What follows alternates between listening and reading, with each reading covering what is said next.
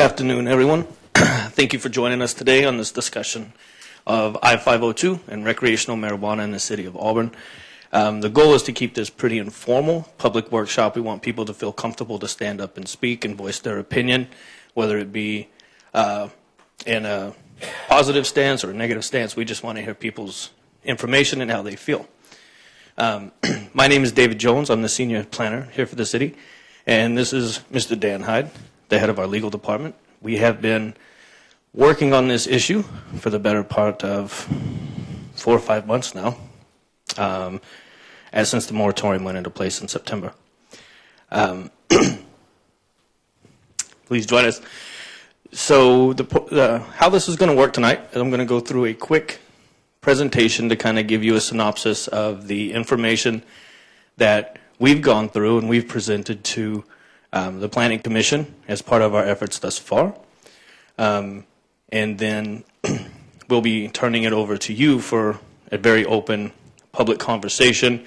You can voice opinions, you can ask staff questions, either myself or Dan Hyde. The goal is to get as much information from you as possible to help Auburn move forward with the process and to guide staff and the Planning Commission. Please note, however, that this is being recorded on television. We will be on the closed channel and all that fun stuff, and it will be running on the city's website in the future. So with that said, I'm just going to jump right into it. So the presentation is essentially going to cover these things. We're going to give you an overview of what I-502 was, the state regulations, quick revenue analysis, a quick overview of the comparative of medical versus recreational. A lot of people are getting those two initiatives confused. Kind of a jurisdictional comparison as to what other cities in the South Sound and in this area have done.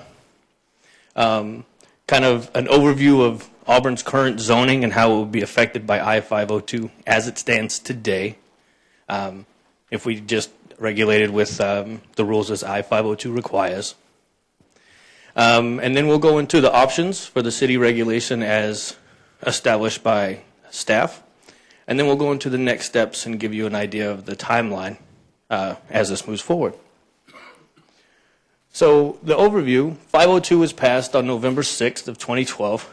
It allowed the state to license and regulate recreational marijuana production, processing, and distribution for peoples over 21 years of age.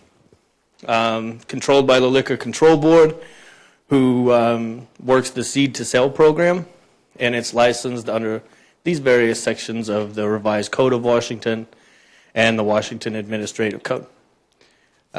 It also established 3 types of marijuana use licenses, which I'm sure you're all familiar with. Those being the producer, who gets to grow marijuana for sale at wholesale to the processors and other marijuana producers. All of these have to be licensed by the state, by the way. It's not just a random producer. Processors allows them to process, package, label usable marijuana-infused products to be sold to retailers, and the retailers get to take those products and paraphernalia and sell them at retail outlets to persons 21 years of age or older. No one can have, or no group, entity, co-op can have all 3 license types. However, that same kind of group can have a producer and a processor license. Retailers cannot combine with the other 2. So there's a couple of limiting factors for the number of these establishments that can be done.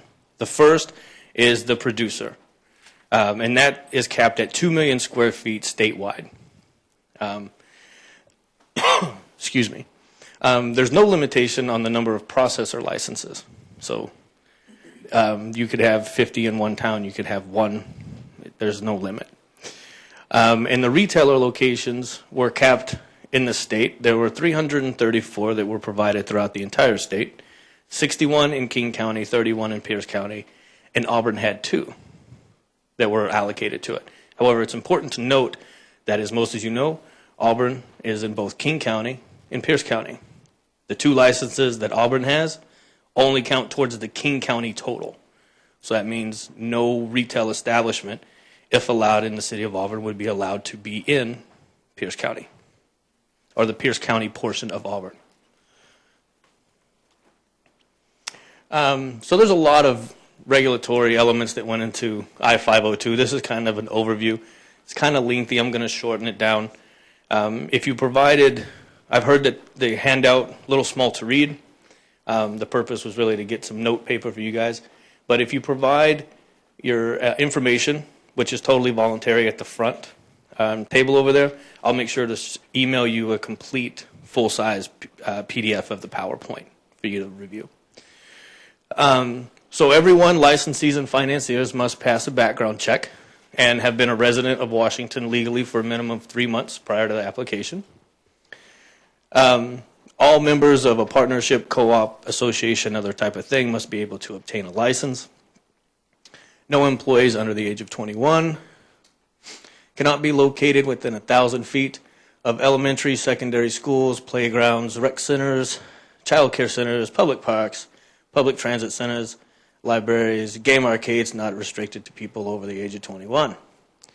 Licenses are only transferable to surviving spouses or domestic partners if it was issued in the name of both parties. Continued overview. Maximum signage, one sign, not to exceed 11 square feet or 1,600 square inches if that's your thing. Maximum amount of usable the individual can have on them is usable is 1 ounce, solid infused is 16, liquid infused is 72. Homegrown marijuana for recreational use is illegal. You have to purchase it through the seed to sale system, the producer through the processor, from the retailer, in the state official packaging that has all the warnings and all that stuff. Otherwise, you are illegal. Illegal to open or consume marijuana or marijuana products in the view of the general public. Establishes 5 nanograms of THC per milliliter of bloodstream threshold for DUIs. Will not issue any recreational marijuana license in a personal residence, and waste must be a 50-50 mix with non-marijuana waste, either compostable or non-compostable. So medical versus recreation, this is a little small. I'm sorry, we couldn't find a bigger TV, guys. So essentially what it is medical requires a healthcare provider. There's no age restriction that has residency requirements. It requires documentation. It allows collective gardens. The limits are different. You can grow it for personal consumption. There's no real regulating entity, no issued licenses. There's no control at the state level, really, as to the quality or distribution of the product. No retail establishments. So there's just a various number of distances, whereas for recreational, it's only for people over the age of 21. You don't have to have a health care provider. It is age restricted. No residency requirements for consumption, for growth. Go ahead. I'm going to hold up to the end, but go ahead. Oh, okay. You want to No, go ahead. Is there any taxation on the medical side? This is not about medical. This is just, I don't know, to be honest. This is more just a comparison because primarily people were confusing the two initiatives, and they were thinking that there was a bunch of overlap, like one was going to do this and this, but there's nothing in I-502 that even discusses medical. So that's kind of this, the purpose of this is to show the differentiation between the two. But I don't know about the tax. I'm sure it's taxed. If it's sold, it's taxed, I would assume. Yeah, go ahead, Dan. Okay, the medical marijuana was a product of legislation that part of it was vetoed. The disconnect between what David is explaining is that the initiative carried a lot more detail about the business part of it. The medical was cooperatives and people getting prescriptions, but then going through gardens, collective gardens, and different things. So it didn't deal with the business part of it. So it isn't covered at all in the state statute. So that's that, and that's the purpose of this, is to just kind of differentiate. At the full scale of the PowerPoint, it's much easier to see. This kind of looks at the different jurisdictions in the area. Auburn, Kent, Issaquah, Renton, Puyallup, Federal Way, Tacoma, Algona, King County, and Pierce County. As you know, some of them have prohibited recreational marijuana at all levels, producer, processor, and retailer, such as Kent and unincorporated Pierce County. As far as I know, Tacoma has adopted ordinances related to it, and everyone else is either in the process or it's proposed. So really in this area, Tacoma is the only one that's moved forward with it. Everyone else kind of has a moratorium or they've banned it at this stage. This is how recreational marijuana is taxed. 25% at each level. So for producer to processor, 25%, processor to retailer, 25%, 25% from retailer to consumer. So all the revenues are directed to this or through the state. No revenues are provided to local jurisdictions. They fund various healthcare and social services. I'm not going to read it to you. The only caveat that it says is future revenues may be provided to local jurisdictions depending on a cost-benefit analysis in the future. So essentially, of all the revenues at all three stages, at this time, I do know that there's some legislation at the state level that's looking into it, but as it is right now, there's no direct revenue stream to the jurisdictions, municipalities, and unincorporated counties, etc. Is it possible to levy city tax? It's very possible that the city's sales tax might apply if something were sold within the city, but that's even in dispute because some people are saying that the 25%, 25%, 25% is the tax. Some people are saying, but it's still a sale, so that the consumer sale portion, some people are saying the 9 point something percent may apply. And that's a may because we don't know for sure how that might be construed if it were challenged. And I will ask, because of this being recorded, if you do have a question, it's fine. But just step up and talk into the microphone so we can record it. Don't want anybody to miss their 5 seconds of fame on local TV. So this is where we go into current zoning in I-502. I'm sure, as many of you know, in September of last year, the city passed a moratorium to give it time to look at these things. It acted as a stopgap measure.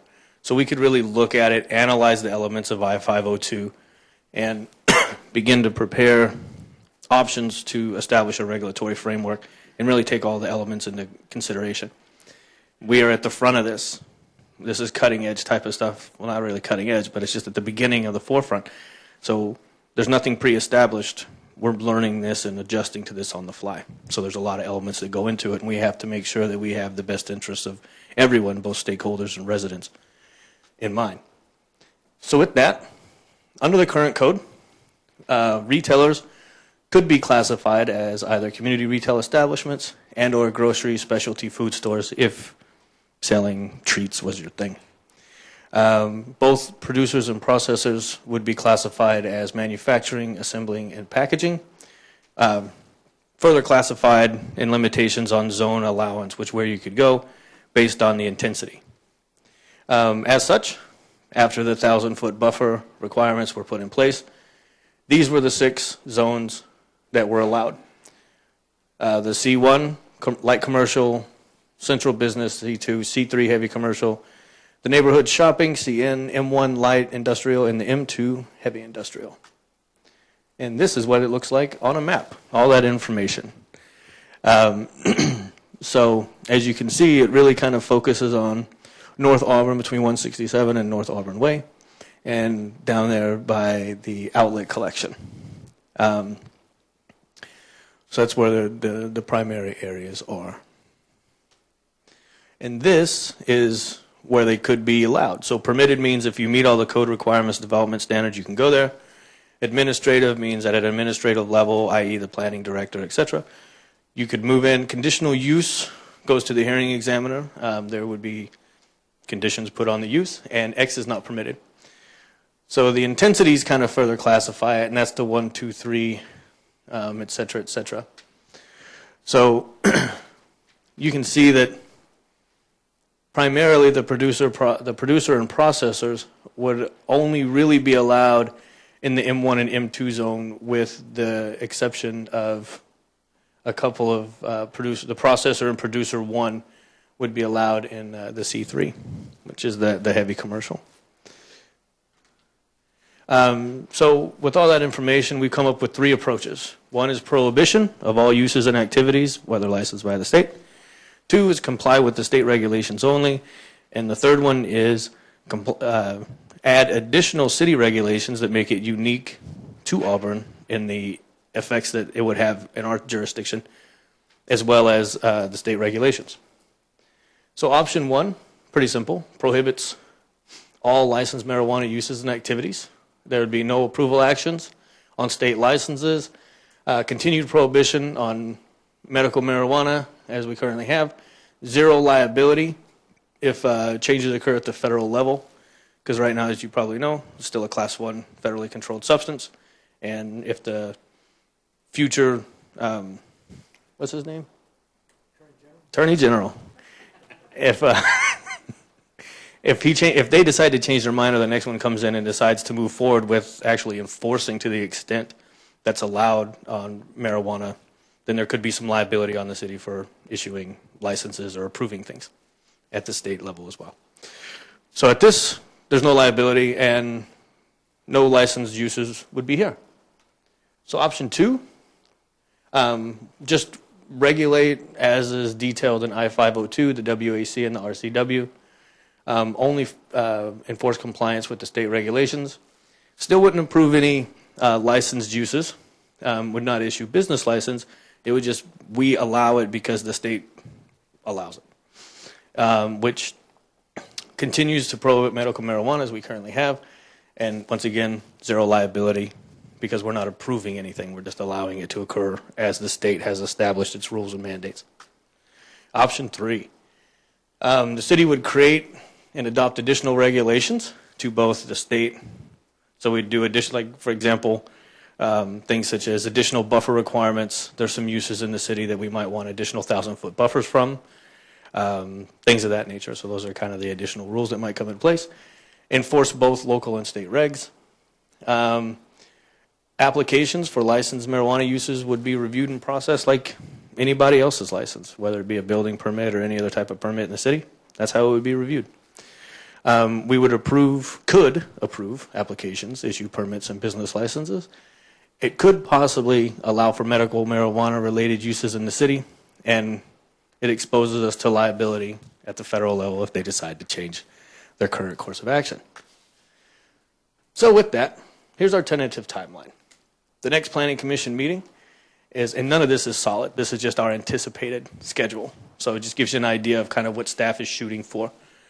The next Planning Commission meeting prior to action, the purpose of this is to gain public information and the feelings of the public to present to Planning Commission to better help them provide staff with action based on the 3 options.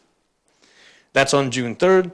And then sometime in July, Planning Commission takes action on staff direction. Staff would begin drafting language as directed by Planning Commission through July and August. Present to the City Council in September and possible adoption in November or December. That's currently where staff is looking at going forward. That could alter dependent on the findings or the information if Planning Commission wants more stuff, or there's a hiccup, or writing it takes in just an exuberant amount of time. But that's tentative. And with that, that's the end of my hogging of the time. So now it's just an open kind of discourse. If people have comments or questions, just kind of stand up and talk into the microphone.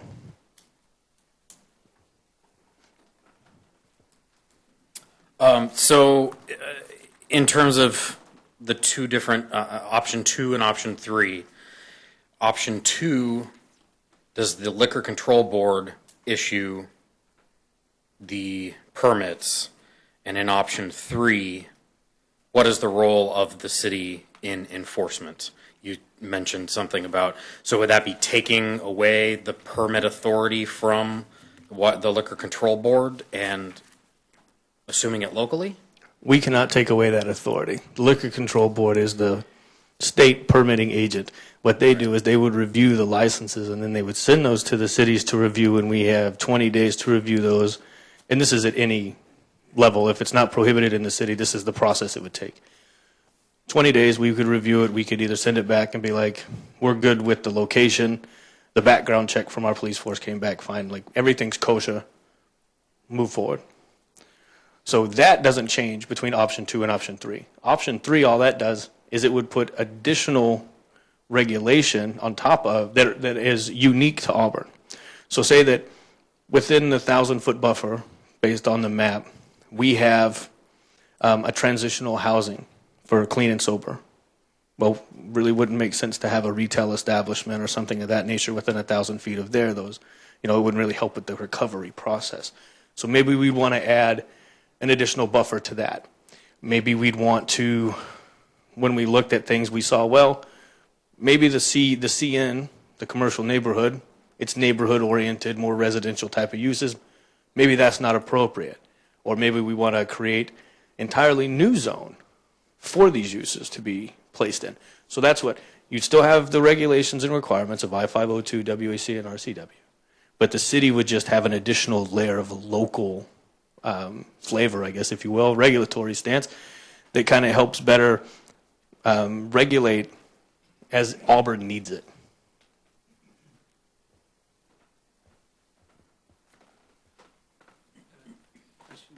On your zoning, Please.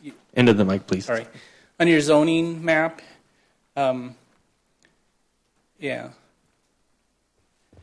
So the white, the residential areas, That's areas that don't meet the 1,000-foot buffer criteria. So that's Okay. schools, arcades, parks, public transit centers, all those things. When you take 1,000 feet from all those things, that's what's left. okay, wow, okay. So if you didn't have the schools or more of a residential area without schools, it would be allowed in the residential areas? No licenses are allowed in residential areas. The Liquor Control Board's not going to issue any recreational marijuana license in for a residential use or residentially zoned property. How is that defined? How is that defined, the residential areas? I'd have to look into the code. I don't have the exact. I don't want to tell you what I think a residential is and not have it exact as per the I-502. But essentially, if you live in it or somebody can live there, you can't have it. So that you can't have a live work, you can't have a mixed use. Those things wouldn't work because of the residential component. So I'd like to get down to a little more detail. Can I talk? Would you know the details of the residential? If you, not to cut you off, No, by no that's means, fine. I it's can your do it floor. later. But if you want to touch base with me after, we'll make sure I get your information, Mm-hmm. and I can answer your specific question on the residential definition. Okay. And I can email it to you along with the PowerPoint. That'd be great. Okay? Thank you. Awesome.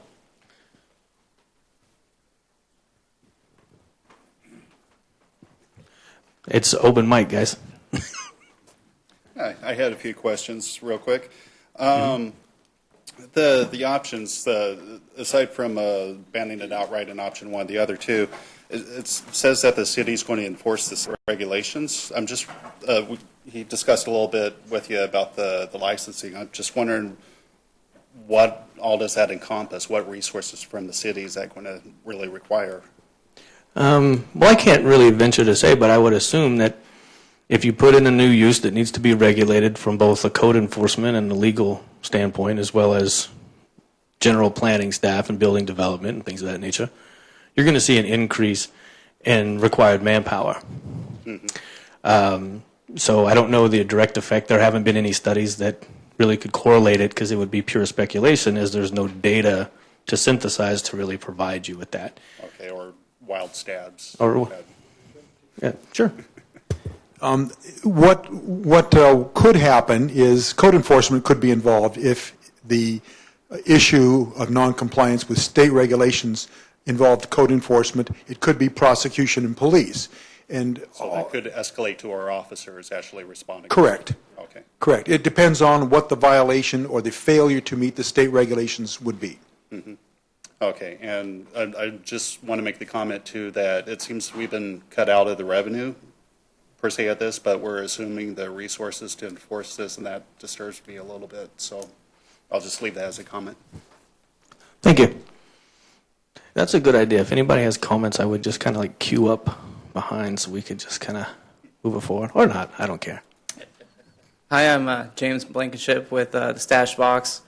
I was one of the lottery winners. I just want to comment based on the three options you have there. The option one, I don't think that would really help because the whole law in itself was meant to get the black market out of here. Number two is probably what we would probably end up prefer as far as just going with the current regulations that the Liquor Control Board has set up. It's pretty stringent as it is. I was surprised to even find that little area there available within all the actual regulations that they have currently in the law. I just kind of feel that number three would be a little bit overkill as far as I'm not against the city putting out their own license, but it seems like the Liquor Control Board has covered almost all the bases except for possibly what you said as far as clean homes and whatnot like that. But if the city was to make it harder for these businesses to operate inside the city, it would only further drive us out to where you're really kind of defeating the purpose of the I-502 bill in the first place. So I guess my comment is more than anything that as a store possibly owner eventually here, we would probably prefer just to kind of stick with the option number two, and that would also leave the liability off of the city as far as if anything was to come up later with the new attorney general or whatnot. So just kind of want to put that out there. No, I mean, it's a good point. There's factors that go into all the options, and that's why we have to look at them. And, you know, I don't want to get into like the actual analysis of it, but we appreciate it, and it'll be duly noted as a part of the comment. Thank you. I'd just like to add to that there is a bill that went to the House that the session's over for now, but it will be on the list, top of the list, when the session comes back to next year. And that bill is House Bill 2144, and it does allow for some of that tax money to be given to the local jurisdictions. It's around 20 to 10%. I'm not sure what it is at this point, but that bill has gotten a lot of favor, and unfortunately didn't make it. It's in the House of Appropriations right now, I believe. And I believe next session they'll vote on that. And I'm pretty sure it will pass. So eventually the city will get money from this. And that's a big plus. No, I'm sure. I mean, Dan and I were there at the legislative session and actually heard and all the different elements that were a part of that bill and numerous other bills that were introduced in regards to finance and compliance with state regulations of I-502. So it's nice that it's on the table and that they're discussing it. First of all, just a question, which is this. I have seen, previous to 502, various signs around Auburn saying medical marijuana, $150, which is obvious to me that if you're going to go pay some so-called doctor $150, then he's going to okay medical marijuana. With that kind of, is there any zoning along those lines or regulations? I know that we're talking about 502, but I realize that with that kind of misuse and abuse of the medical marijuana,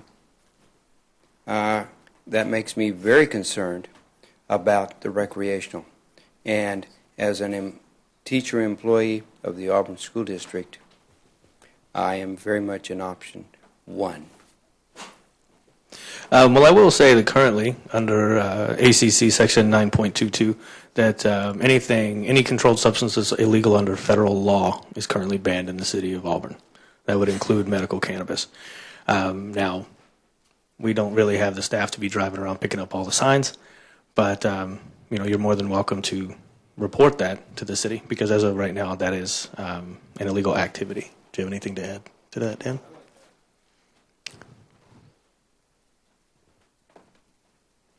Under I-502 as it is now, if we, being a potential retail store, that store is not allowed to advertise in any way whatsoever on the streets or in public or show any marijuana product or marijuana itself. And as a potential retail place, we plan to follow that to the letter of the law. We do not want our product visible. It's not going to be visible from even the windows of the place, of the store. It'll be a generic sign, and it'll be as low-key as possible. We're very much into keeping in par with the city as far as the safety of the children and the youth of this community. We want to keep the hours that are allowed are 8 a.m. to 12 p.m., but we want to close earlier than that. We don't want people coming around at late hours. We don't want that kind of traffic. We want to keep it a respectable business, and we don't want, we'll be in full support. We work completely with the police department and their wishes and whatnot. And that sort of thing is at the top of our list, just to reassure you. And just to further that, he is correct. They're allowed an 11 square foot sign that's on site that has, and all the distance requirements that goes towards the advertising as well. So any off-street signs, little posted signs or anything like that nature, they wouldn't be allowed. And I don't think anybody that got a license would actually do it because it would instantly be a violation, and the Liquor Control Board could and probably would revoke said license. A quick comment, too, to kind of bridge the conversation there. I keep hearing some of the comments about not in my backyard and whatever, but I'm more concerned, I guess, with, it's just our citizen safety. We don't want it in the back alley anymore. We need to bring it out into the open, a retail establishment. The will of the people voted for that. We need to move forward with it. I mean, legalization's coming up. But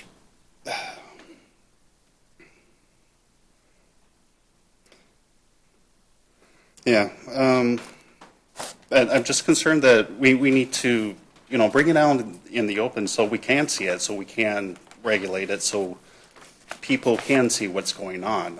We don't need to hide it per se. We don't need to hide it from the school kids. Perhaps we need to teach them about it and, to respect it and whatnot. I want them to have a respect from that, not fear that. And I hear a lot of fear in the whole not in my backyard thing, and I don't want to see it anymore. That's fear. We need to come out with a more intelligent approach. So. And that's a part of some of the appropriated funds from the tax revenues. They go towards education programs, and they go towards outreach programs and substance abuse programs and things of that nature. So there is a full-on education and healthcare portion of that money that's allocated. As far as what we could do locally, those are great ideas. I mean, there's things that I think information always helps quell the beast, if you will. Let me finish that thought, I guess. With that, I still see the problem. I want to underline the fact that we're providing resources for this, but we haven't really got any support, revenue-wise from the state or whatnot. And, if we do strike it down, I think we need to send a clear message about that as well, that you need to include the locals in the revenue. If we're assuming the risk locally, that we need to be brought in, brought to the table. So, thank you. Thanks.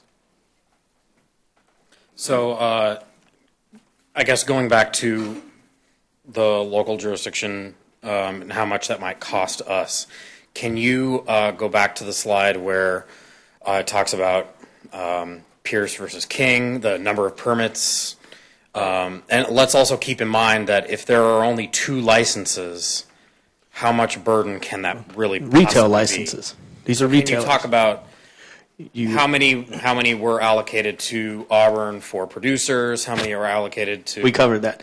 Producers are limited only by the number of square feet of grow area, which is 2 million. So, if 2 million square feet was available in Auburn and it was allowed, we could have all 2 million square feet in the city. It won't happen, but that's the only limiting number. Processors, the people who actually create the product, create the liquid infused product, create the edibles, etc., there's an unlimited number. There's no cap on that license type. So those are things that have to be considered. You can't just focus on one and not really pay attention to the other ones, because every single one is going to impact to some degree. I'd just like to add to what the prior gentleman here said, and that is, in reality, the marijuana business is alive and well as we speak in this city. And there is being a ton of marijuana being sold in this city right now. Unfortunately, it's all in the black market, and it's all unregulated, and it's all uncontrolled, and there's no accountability for any of it. This would give the city a chance to take hold of that and to drive the black market out. By not doing this, it essentially allows the criminal element to stay here and to have a market, because there will be a vacuum that they can take advantage of. This I-502 is so highly regulated that there is absolutely no chance, really, of any organized crime or any shenanigans going on with this regulated business. The I-502 in the state has got such a microscope on us that, everything is covered. We have to have security cameras everywhere. There's no blind spots. Everything is recorded 24/7. The state will have the ability, along with the city, to check up on us at any point, at any time, to see exactly what we're doing, what's been done, where things are going. And as far as from the processor, the producer, processor, and retailer, that chain is tracked from seed to product. And like I said, this will happen. It is the will of the voters, and eventually it will happen. And if Auburn kind of does the wait and see thing right now, then I believe we're going to drop the ball with this, and a lot of these potential retailers are going to move to better locations and enjoy the good life there. But like I said, there's the bill that's coming next year, and I'm sure if that bill doesn't pass, there will be a bill that's like it that will pass, so the local jurisdictions will get the money. It would be nice to already have this business in place and to be able to start receiving that money right away as soon as that bill does pass. And I can't stress the benefit it would have. I mean, the potential revenue is very large, and that potential benefit for the city is, well, it's invaluable. Thank you.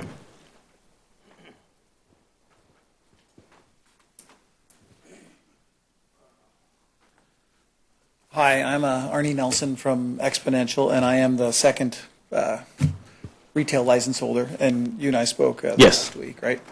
I'm a father of two. I have two young girls, and I live in a nice neighborhood, and we're seeing my kids that are 12 and 14 getting exposed to marijuana right now in their schools. And it's still all coming through the black market. It's still coming through our neighborhood in the black market. There's still, as you were speaking of to earlier, there's a lot of fear of it. There's a lot of questions about why it's prohibited. And I got into this because I wanted to, if it's going to be in our communities, I want to see it done right. I want to see it controlled. I want to participate in the process. And I'm here to learn and respond, and I want to thank you as well for your opportunity, for this meeting, for the opportunity to speak. No, it's my pleasure. It's something that myself, the commission, and the city have been wanting to do for a while. So we appreciate you being here, and appreciate you speaking. Hi, I'm Eric Gaston. I have a license, or I've applied for a license in M number 1 in Renton. Arnie's a neighbor of mine. I'm a father of 3 kids. I'm a former prosecutor. I'm an attorney now. And like Arnie, I got involved in this process because I want to have our communities with some control over the product. I think that there's a lot that can be done as business owners, as folks and leaders in the community, to make sure that people have safe access to something that is controlled in a meaningful way. Marijuana is a fact of life. I have a 13-year-old daughter. At some point in school, somebody's going to offer her marijuana or drugs, and I want her to be educated about that. I want her to be able to make good decisions. The medical community right now, there is no age limit. You can have 18-year-old kids going in and getting marijuana through a prescription and using it. I-502 is going to shut that down. I think it's real important for our communities. I-502 is not shutting down any medical marijuana. I just want to clarify that. It's not affecting medical. The ability for an 18-year-old to get marijuana. If they have a prescription, they can still get it medically. They can't get it through recreational. Not through a retail store.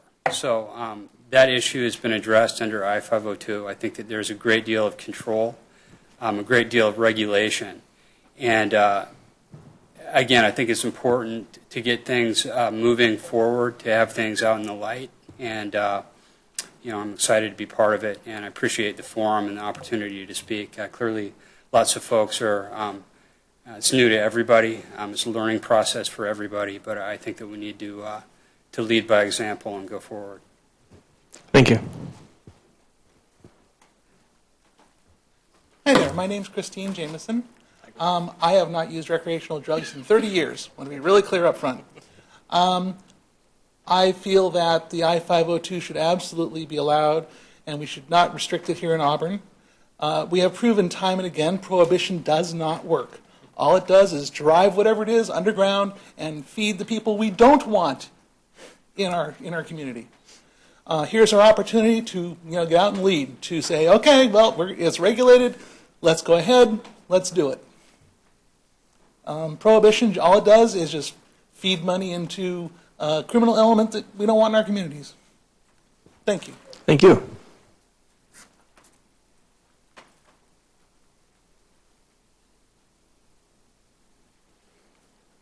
Anyone else? I would just ask this, and if you feel comfortable, please come up and stand up. I would just like to hear just from some of the folks, and if you've already spoken, you're more than welcome to come up again, but just some of the folks, what is your primary concern if it was allowed in the city, or just in general with I-502? What is your primary concern with this regulation? Well, I don't have a simple answer to that because I'm balancing two concerns. One is, the safety, that in criminalizing, people that don't necessarily need to be so, versus who's going to run the show. Or we're being handed this regulations. I don't really have clarification on what regulations that we would enforce per se, like the video camera system. I'm not sure if we have a fee to City Hall, for that or how that's set up, but it's a balancing act. It's got to be done, but who's going to pay for it? Okay.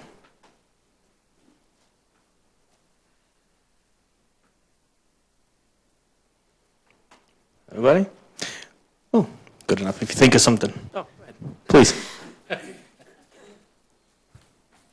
I would like to make some comparisons, and that is with gambling. It's legal, and yet we have people who, although I personally do not, I have heard about people who have lost anywhere from $2,000 to $4,000, and when they get home, their spouse is going to be extremely angry with them.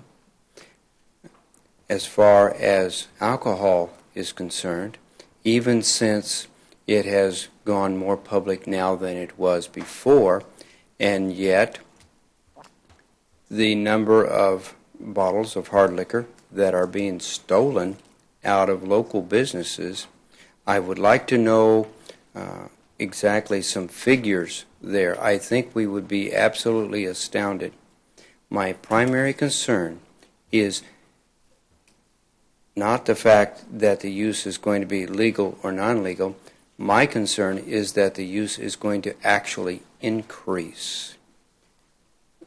And I think we're going to find that the ultimate is that our taxes are going to be raised much just because of all of, not just the regulation, but the enforcement and the results of it. And I close with the idea of all the DUIs and how much that has cost us. Thank you.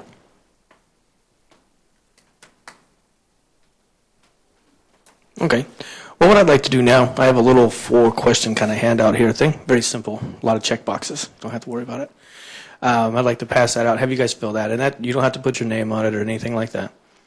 It's just a couple of questions that I think will help point us in the right direction as we move forward with the Planning Commission. So I'm going to hand those out now. If you have any other thoughts or ideas or questions, as I'm doing this, just step up to the podium and let yourself be heard. Thanks.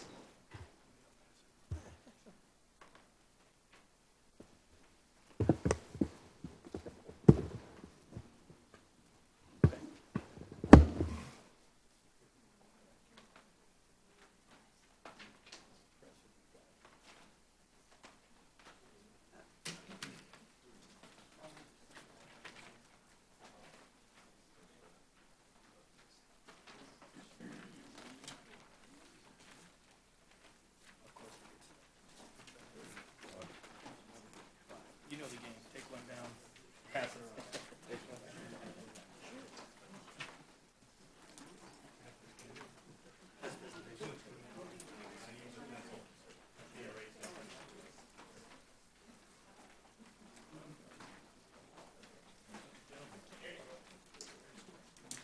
Stuff about.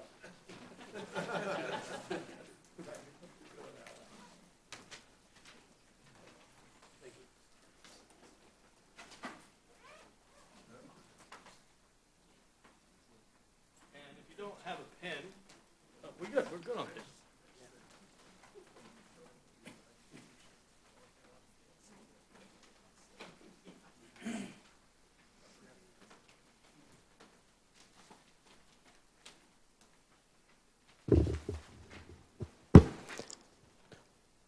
One thing I might ask, on the bottom, it has a little fill in that blank area. Some people have vocally stated, based on the options that were presented, kind of what they would prefer. This is completely anonymous. Nobody's going to know who it is. No handwriting forensics or anything like that. If you would, just write down which of the options you'd be possibly interested in the city pursuing. If you need me to go over those again, just let me know, and I'll be more than happy to cover them. It seems like what, sir? Question number 3 covers your 3 options. There you go. I was ahead of myself. I'm too efficient for my own good.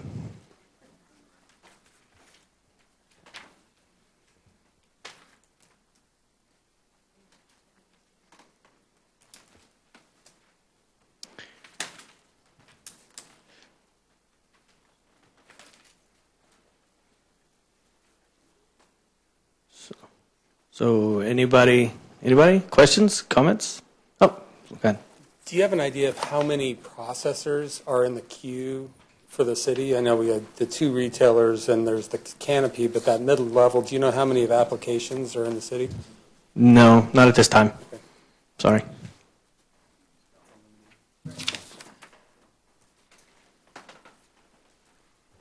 Can you explain why we don't know that? Because I didn't call anybody and ask. So is that just written into the bill that we're just not supposed to know what the No. first 2 tiers? Right now, the city has a moratorium, so they're really not. The state's not really pushing. The liquor control board's not really pushing anything down. We could contact them and ask them the number of applications that they've received for things. But as far as issuing them, like there's lottery winners, but the lottery was for the retail. There's other elements that still have to go into play. So I could call them once again. If you want to tell me your specific email, I can look it up, shoot you an email along with the PowerPoint at full scale, and we can answer that question for you.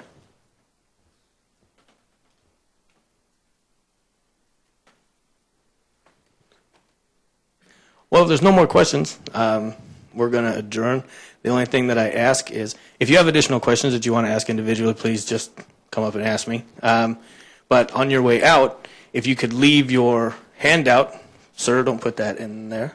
If you could leave the little questionnaire, if you want an extra one to take with you for souvenir purposes, I'll be more than happy to give it to you. But if you could drop it off over in the silver dish by the table, that would be awesome. So we could take this information and move it forward to the Planning Commission. And with that, thank you. Have a great night. We appreciate your participation.